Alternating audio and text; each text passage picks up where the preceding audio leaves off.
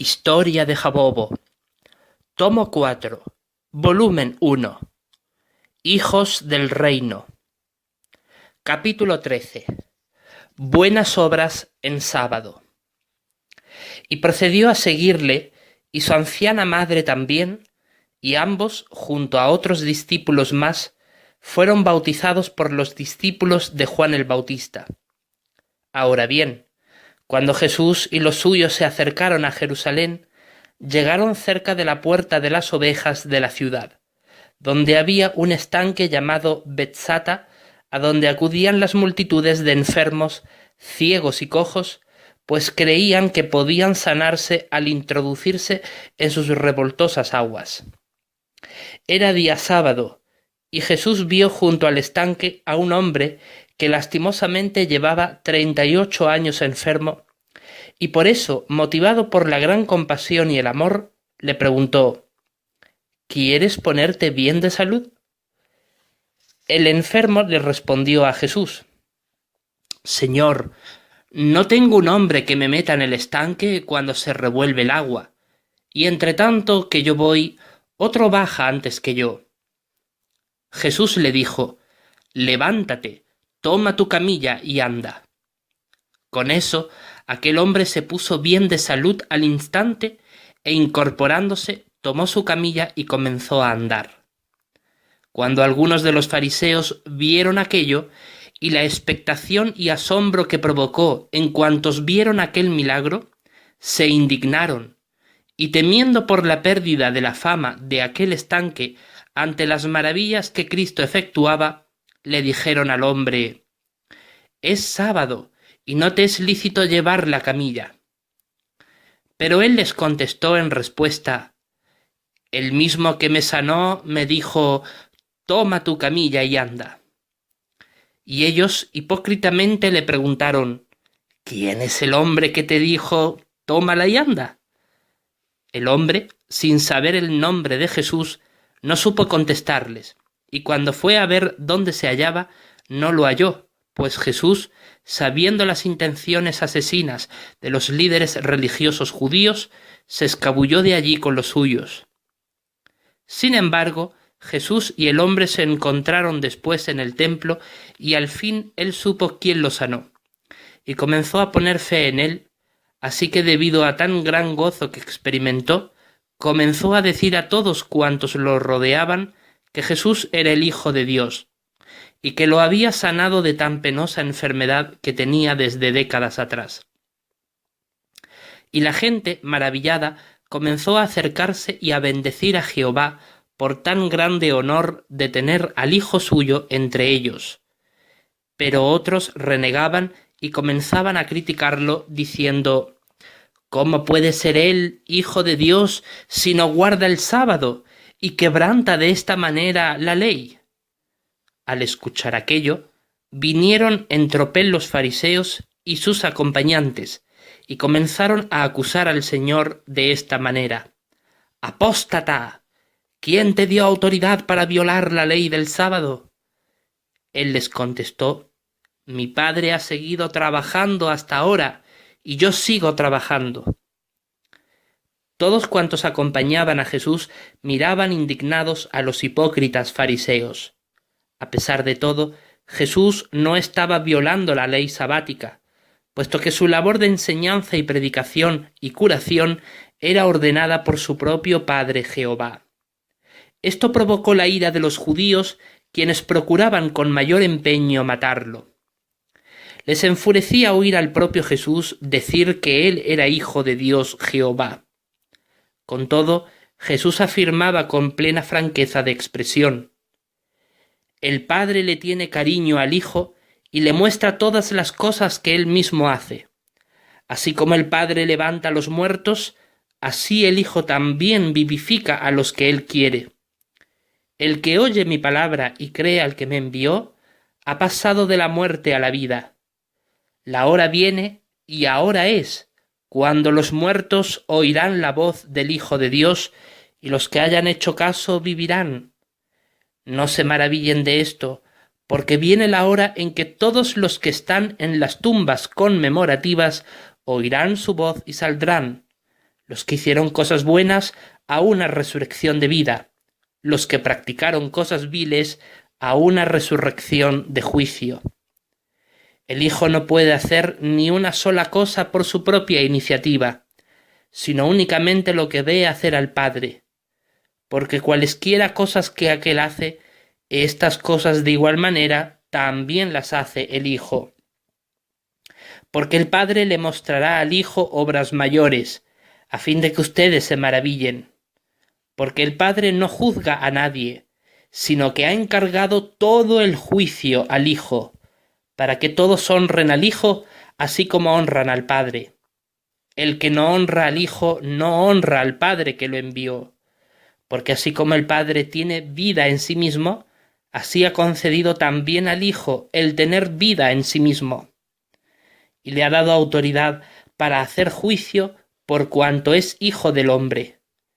Así como el Hijo oye, juzga, y el juicio que éste dicta es justo, porque no busca su propia voluntad, sino la voluntad del que lo envió, Jehová el Todopoderoso. Además, Jesús mismo continuó diciéndole a sus detractores: si yo solo doy testimonio acerca de mí mismo, mi testimonio no es verdadero. Hay otro que da testimonio acerca de mí, y sé que el testimonio que él da acerca de mí es verdadero. Ustedes han despachado hombres a Juan, y él ha dado testimonio de la verdad. Sin embargo, yo no acepto el testimonio de parte de hombre, pero digo estas cosas para que ustedes se salven. Aquel hombre era una lámpara que ardía y resplandecía, y ustedes por un poco de tiempo estuvieron dispuestos a regocijarse mucho en su luz. Pero yo tengo el testimonio mayor que el de Juan, porque las obras mismas que mi Padre me asignó realizar, las obras mismas que yo hago, dan testimonio acerca de mí, de que el Padre me despachó.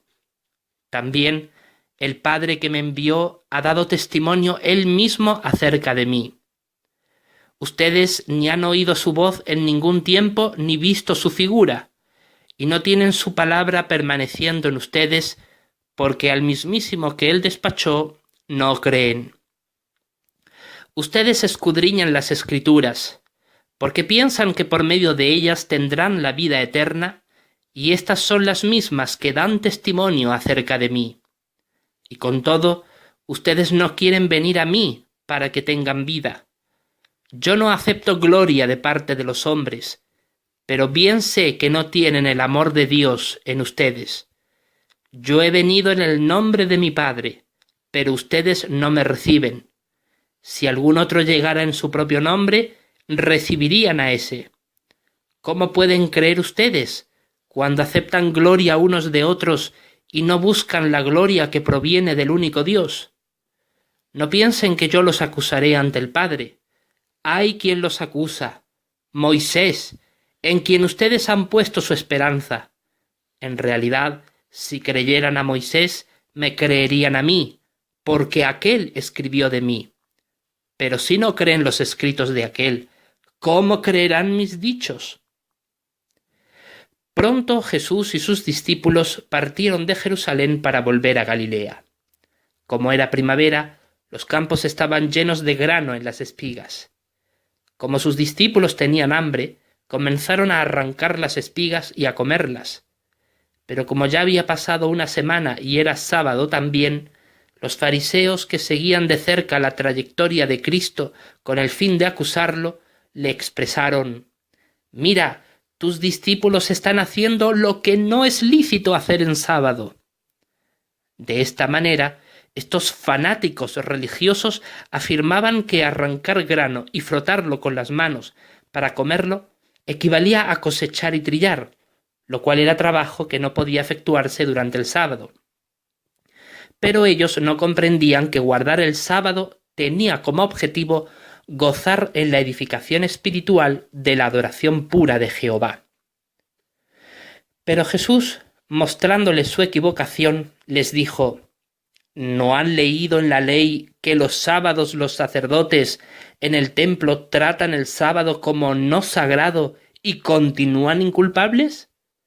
¿No han leído ustedes lo que hizo David cuando él y los hombres que iban con él tuvieron hambre? ¿Que entró en la casa de Dios y comieron los panes de la presentación, algo que a él no le era lícito comer, ni a los que iban con él, sino solamente a los sacerdotes? Pues yo les digo que algo mayor que el templo está aquí. Sin embargo, si hubieran entendido qué significa esto, quiero misericordia y no sacrificio, no habrían condenado a los inculpables, porque Señor del sábado es el Hijo del Hombre. Con esto, Jesús mismo hacía referencia a su futura gobernación real como tiempo del descanso de toda clase de sufrimiento y opresión. Al siguiente sábado, Jesús y los suyos visitaron una sinagoga cerca del mar de Galilea y allí hallaron a un hombre con la mano derecha seca. Los despreciables escribas y fariseos y saduceos, a pesar de sus divisiones entre sí, estaban dominados por su odio común a Jesús y observaban con detenimiento qué haría Jesús al respecto. Y al fin le preguntaron: ¿es lícito curar en día de sábado? Jesús, conociendo sus inicuos razonamientos, decidió ponerlos a prueba y le dijo al hombre de la mano seca: «Levántate y ponte en medio». Y dirigiendo su mirada a los religiosos, expresó: «¿Quién será el hombre entre ustedes que tenga una sola oveja, y si ésta hubiera de caer en un hoyo en sábado, ¿no habría de echarle mano y sacarla? Ustedes de cierto lo harían, porque está escrito: el justo está cuidando del alma de su animal doméstico. Por eso, con cuánta mayor razón es más valiosa la vida de un hombre que la de una oveja. De modo que es lícito hacerlo excelente en sábado». Sin tener palabra alguna para refutar a Jesús, permanecieron callados. Jesús, por su parte, entristecido e indignado por la malévola inmisericordia de los fariseos, los miró condenatoriamente y, volviéndose al hombre enfermo, le dijo: «Extiende la mano». Y cuando aquél así lo hizo, su mano se le sanó. Sin embargo, los religiosos no se alegraron en absoluto por aquel maravilloso milagro, por lo que salieron con frenesí de allí e inmediatamente se fueron a conspirar con los partidarios de Herodes para matar a Jesús. Ahora bien, tan pronto como Jesús oyó de sus intenciones asesinas, él y sus discípulos decidieron retirarse al mar de Galilea, en donde grandes muchedumbres procedentes de todos los lugares de Palestina y hasta fuera de Israel acudieron para ver al Señor. Y él comenzó a curar a muchas personas. Sí, con tan solo tocarlas ya quedaban sanadas. Debido a las grandes muchedumbres, Jesús dijo a sus discípulos que alistasen un bote para que, al alejarse ellos de la orilla, evitaran de esa manera que la gente oprimiese al Señor. Allí Jesús podía instruirlas desde el bote o incluso viajar a otros lugares de la ribera para ayudar a las gentes de allí. Esto cumplió lo que se habló mediante Isaías el profeta acerca de Jesús. «Mira, mi siervo a quien escogí, mi amado, a quien mi alma aprobó. Pondré mi espíritu sobre él y aclarará a las naciones lo que es la justicia. No reñirá ni levantará la voz, ni oirá nadie su voz en los caminos anchos. No quebrantará ninguna caña cascada, y no extinguirá ninguna mecha de lino que humea, hasta que envíe la justicia con éxito. Realmente en su nombre esperarán naciones». Al declarar la justicia de Dios, Jesús aliviaba a la gente de la carga de las tradiciones injustas, y por esto los líderes religiosos trataron de matarlo. Cuando Jesús sanaba a los enfermos, les ordenaba rigurosamente que no lo pusiesen de manifiesto, y así él mismo no levantaba su voz para evitar ser oído en los caminos anchos, pues Jesús no deseaba que le diesen publicidad ruidosa en las calles ni que circulasen entre la gente informes tergiversados sobre él.